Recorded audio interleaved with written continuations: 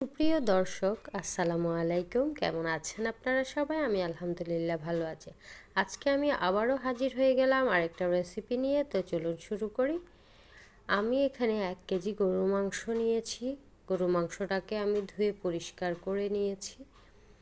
এখন এখানে আমি মশলাগুলো দিয়ে দিচ্ছি। আমি আস্ত গরম মশলা দিয়েছি, তেজপাতা, দারুচিনি, এলাচ, আর দিয়েছি বেশি করে পেঁয়াজ কুচি, দিয়েছি স্বাদ মতো লবণ, দিয়ে দিচ্ছি বাটা মশলাগুলো। এখন দিয়ে দিচ্ছি 2 টেবিল চামচ রসুন বাটা,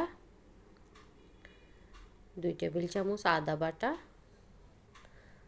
2 চামচ জিরা এবং ধনিয়ার গুঁড়ো,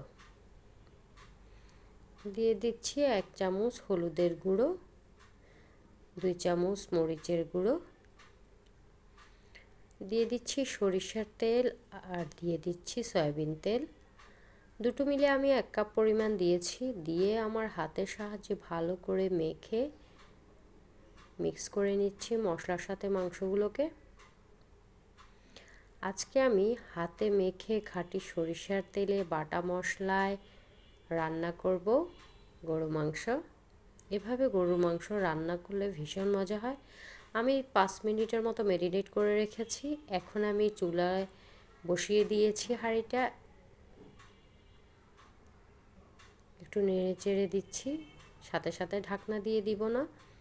মাংসটা যখন একটু ফুটে উঠবে, এরপর আমি ঢাকনাটা দিয়ে দিব। গরু মাংস আমার বাসার সবাই পছন্দ করে। বিশেষ করে আমার হাজব্যান্ড তো গরুর মাংসের ফ্যান। সপ্তাহে একবার হলেও তার জন্য গরু মাংস রান্না করতে হয়। গরু মাংস কষানো হয়ে গিয়েছে। এখন এখানে আমি পানি দিয়ে দিচ্ছি 2 কাপ পরিমাণ। এখানে আমি গরম পানি দিয়েছি তাড়াতাড়ি সেদ্ধ হওয়ার জন্য। গরম পানি দিলে মাংসটা খুব সহজেই সেদ্ধ হয়ে যায়। আমি এখন 3-4 মিনিটের মতো মাংসটাকে কষিয়ে নিব। একটু নেড়ে চেড়ে দিচ্ছি। সরিষার তেলে গরু মাংস রান্না করলে কালারটা বেশ চমৎকার আসে, খেতেও বেশ ভালো লাগে। মাংসটা কষানো হয়ে গিয়েছে। এখন এখানে আমি অল্প একটু আলু দিব আমার বাচ্চাদের জন্য। বাচ্চারা আলু খেতে খুব পছন্দ করে, বিশেষ করে গরু মাংসের সাথে। আলু দিয়ে আমি আরও কিছুক্ষণ কষিয়ে নিব। এরপর এখানে আমি 2টো আস্ত কাঁচামরিচ দিয়ে দিয়েছি। দেখুন মাংসটার কালারটা কতটা সুন্দর দেখাচ্ছে। আমার মাংসটা প্রায় রান্না হয়ে গিয়েছে। এখন আমি চুলাটা বন্ধ করে দিয়েছি।